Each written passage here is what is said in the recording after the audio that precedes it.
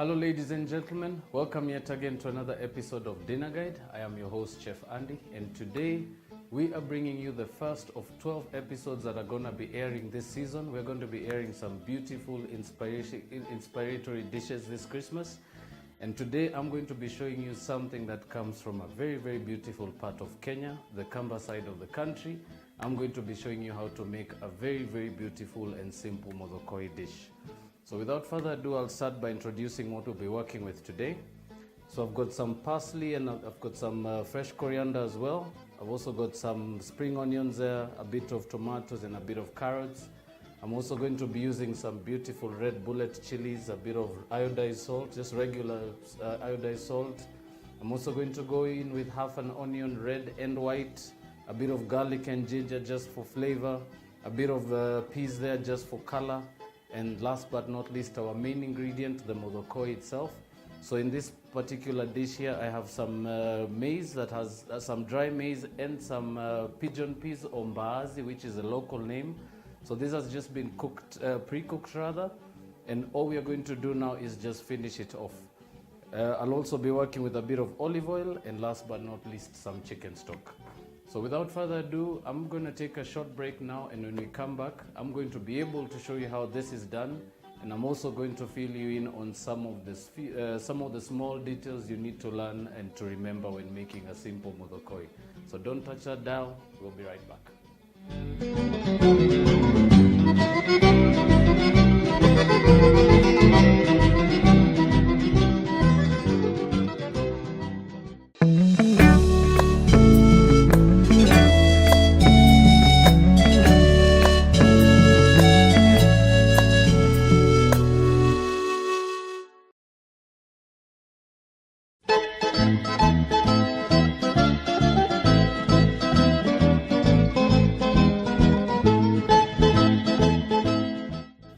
Welcome back, ladies and gentlemen. For those who missed on the introduction, we are making a very simple Muthokoi dish, and as I mentioned on the introductory bit, I'm taking you down into the Kamba region of Kenya.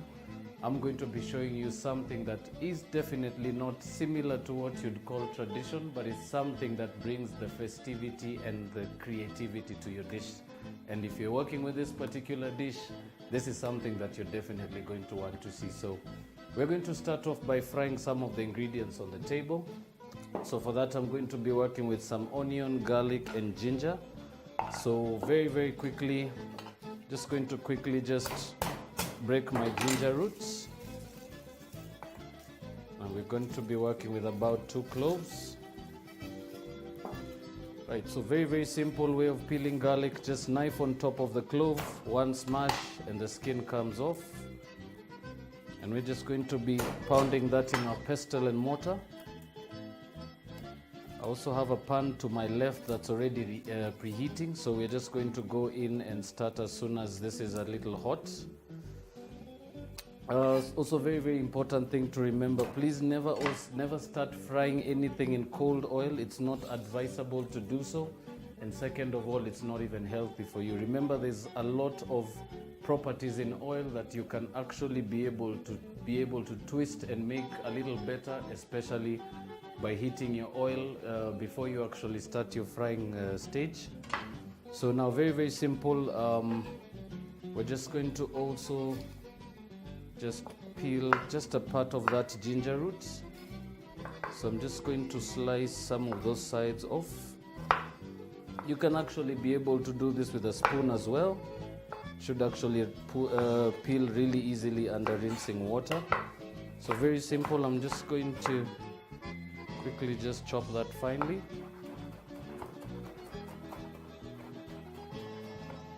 Right, and to that we're going to be adding that to our pestle and mortar with the garlic. I'm also going to be adding a bit of salt in there. And we're going to give it a bit of a bashing.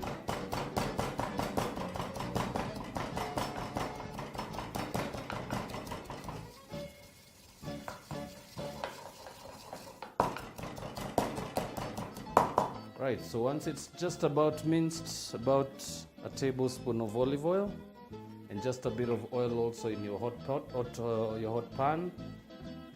So we're going to be starting this off at medium heat. We just really want to get the onions and the garlic and ginger fragrant, and then after that we're just going to continue with building up the dish.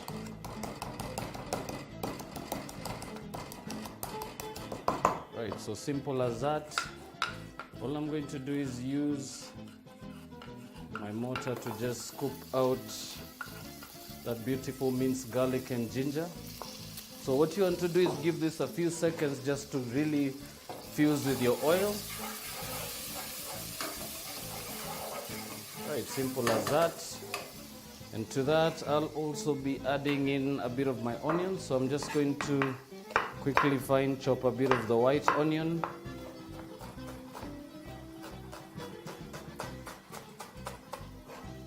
Right, and we're also going to be chopping 1/2 red onion. So this should actually give you about 1/2 cup of chopped onion in total.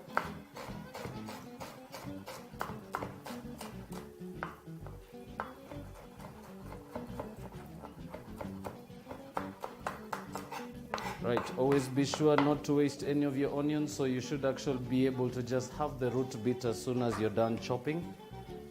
And now all that is going to go into our pot. We're going to lower the temperature just a little bit. Remember, the idea was to just fragrance the oil. And we're just going to continue frying our onions just until they start to sweat and become translucent or almost see-through and almost colorless. And we're also going to be incorporating to that a bit of this beautiful leeks. So very, very simple technique of peeling and washing a leek. I always just put a knife right through the middle and just cut right through. This is particularly important because it actually helps you to be able to see the insides of the stock and to actually be able to see if there's any excess sand or sand particles that are in there.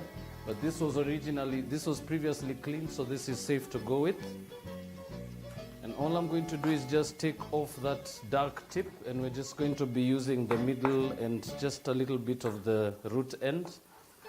So we're just going to cut those into some nice simple rounds. And we're going to be adding that as well to our pot, and we're just going to fry them and continue going until they just start to become translucent. But just to aid that, I have a bit of chicken stock, so I'm just going to use that to deglaze the pot a little bit. And then we're just going to raise our temperature a little higher and just continue mixing and stirring. So basically also something to remember with Muthokoi, if I can give you a bit of a history with this dish, very, very common among the Kamba community. I personally enjoyed some of its best cooking techniques when I was in high school. Something I've actually learned to grow and respect because of the fact that it actually comes from a very humble beginning, but given a bit of love and attention, it actually turns into a very, very beautiful dish. So basically what I'm going to be doing is I'm going to show you my own twist to the dish. You're definitely not limited to going with everything we're using today. You can alternatively use the ingredients that we have on stage, or you can alternatively just try your own recipes, see what really balances your flavors and your tastes, and just stick with that. All right, so our onion mixture is just about ready.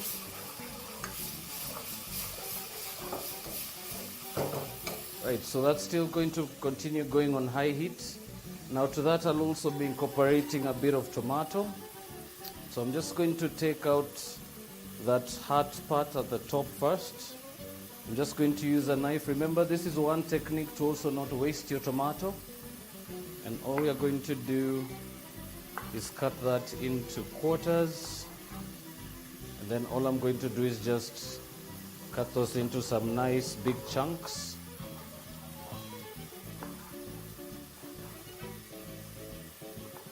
Right, so basically a tomato to a tomato and a half should do. If you're working with a medium tomato, you might want to use maybe 2 to 2.5. But I'm working with a large tomato. So that should be actually about 30 grams of tomatoes, just roughly chopped. All we are going to do now is continue frying. And then I'm also going to be adding just a bit of stock just to help the tomatoes really cook down and break apart. Right, and what we're gonna do now is I'm gonna drop my temperature a little lower, and we're just gonna cover that for a few seconds and just allow the tomatoes to break apart. But in the meantime, I do have some carrots here which we're going to chop up really quickly. So I'm just going to be going with a very, very rough cut of the carrots. And I personally like to first of all take off the bits at the end. Remember, they actually hold a bit of dirt and a bit of sand if they're not cleaned really well. So it's always a good idea to actually dispose of them. I'm just going to be using a peeler to take off the skins. So this particular peeler, very, very easy to find in your regular outlets out there. You can be able to find it in most outlets that deal with any home appliances or home utensils. And I particularly like them because they actually save you time and you actually limit the amount of waste as opposed to trying to peel with a regular knife. And remember, cooking is always about fun, it's about speed, it's about precision and about uniformity. So this is one of the many tools that I like to use for that purpose. I'm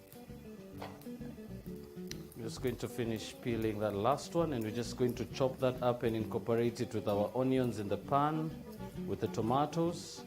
Remember, as I said, we are going with some beautiful grandma dishes, and it's very, very aspirational to actually be able to do it without incorporating a lot of modern techniques to cooking this particular way.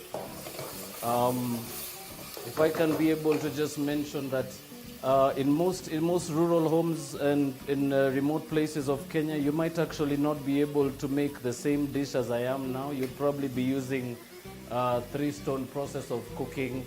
It might actually be slower, and the ingredients that I'm using as well, some of them are very modern. So I do have to constantly also not forget to remind you that this is not as traditional as the original recipe was. This is just our take of giving it a bit of a seasonal kick. Right, so our tomatoes are just starting to break up, and you're just about getting that beautiful sauce. So I'm gonna add just a bit of olive oil in there, and then I'm gonna go in with our peas. And last but not least, we're also going to be adding in our muthokoi in there. So I'm using about 2 cups of pre-cooked mixture of muthokoi. And for those who missed out on the introduction, muthokoi is basically an equal mixture of pigeon peas to dried maize. You can actually be able to find this at most regular outlets or in your open markets out there. And if you might not be able to get the name by pigeon peas, you can actually use mbaazi, which is the local name. All I'm going to do is give that a mixture.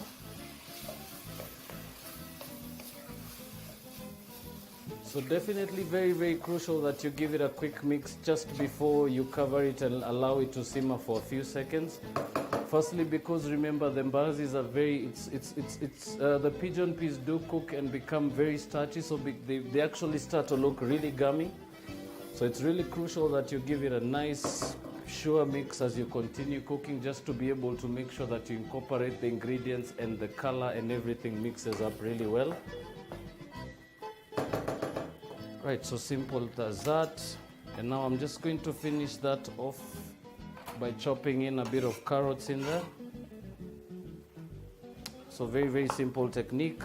I'm just going to go right through the middle and then quarter that, and I'll quarter the same on the other end. And just for visual purposes, I would regularly just chop this at an angle, right directly through it. But just to give it a bit of a look and a bit of a presentation, we're basically just going to cut them at an angle. So I'm just going to cut them like that. And this particularly is not really crucial for the dish or anything of that nature. It's just to give it a bit of an appeal color-wise. And it actually allows you to actually show off your cooking skills or your knife skills to your clients or your children if you're cooking at home. And as I said, it just adds to the general appeal of your dish. and the outlook of all the work that you put in. So I'm just going to do the same with this other piece of carrot. So in there, put about 60 grams of carrots. I'm just going to add that in there and give it a quick mix.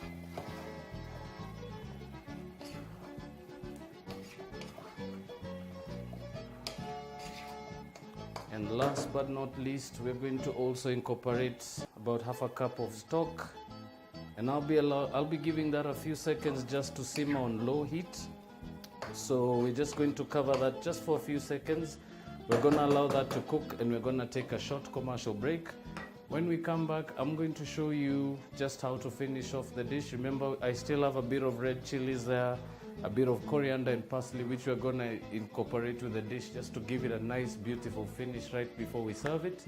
I'm also going to be showing you a beautiful comparison between what is a more traditional Muthokoi and what is a more modern and a seasonal kind of a treat.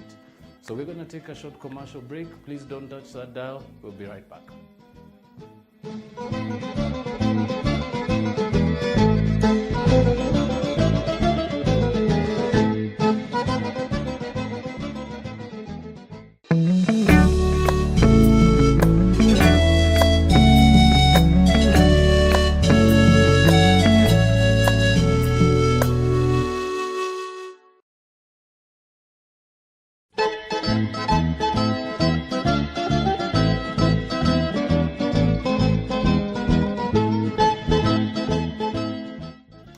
Welcome back, ladies and gentlemen. We took a short commercial break and now we're back just to finish and plate off this beautiful dish.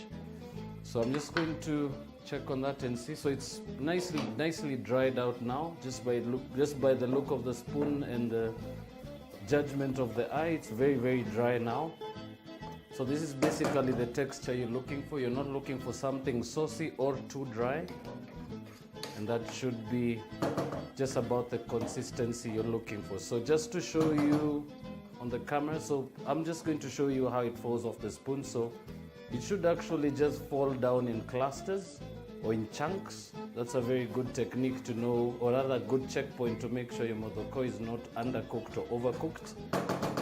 But to that, as I said, we're all about bringing some flair to this dish today, so I'm just going to show you how to do that.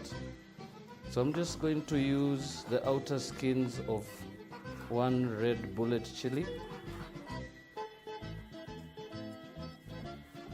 Right, so I'm just going to take the skins off and I'm going to discard the inside.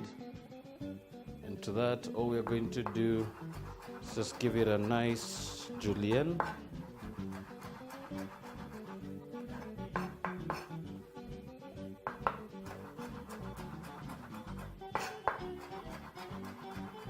Right, so simple as that. So remember, we always take the seeds out just to make sure there's not any heat in there. So this is just for color and flavor. We're just going to give that a quick mixture. And now last but not least, just to really emphasize on that flavor, as I said, a bit of coriander and parsley always make that difference. And personally, I know they are my personal favorite because they do give that beautiful visual appearance. So I'm just going to press those together onto the board, fold them over like that. And as I said, always just press them together. It makes it a little easier to chop, and just let your knife do the rest.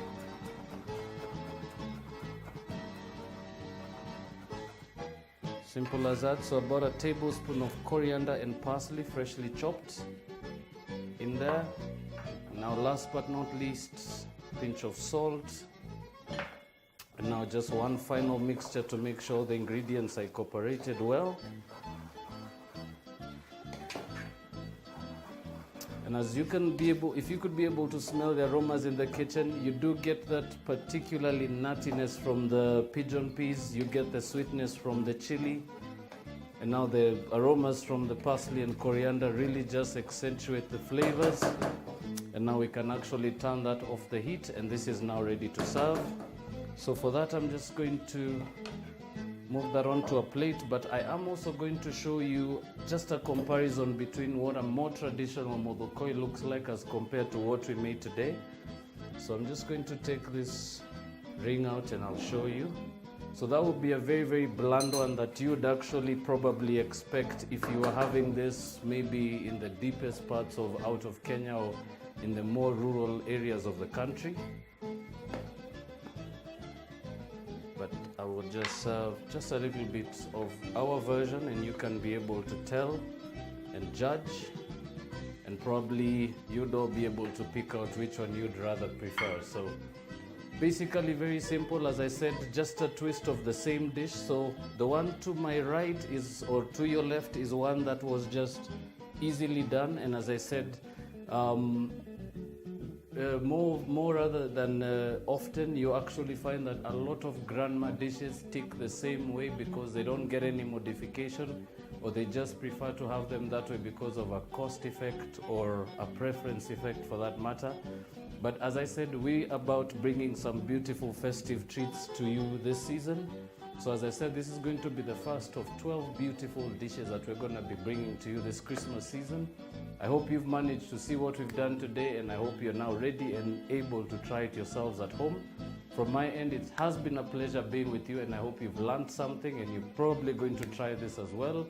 I also recommend that you check out our Facebook pages. Plenty of links there to actually check out, follow, and share. There's also a comment section. You can actually leave your comments, leave inquiries, or anything that could actually help us get back to you.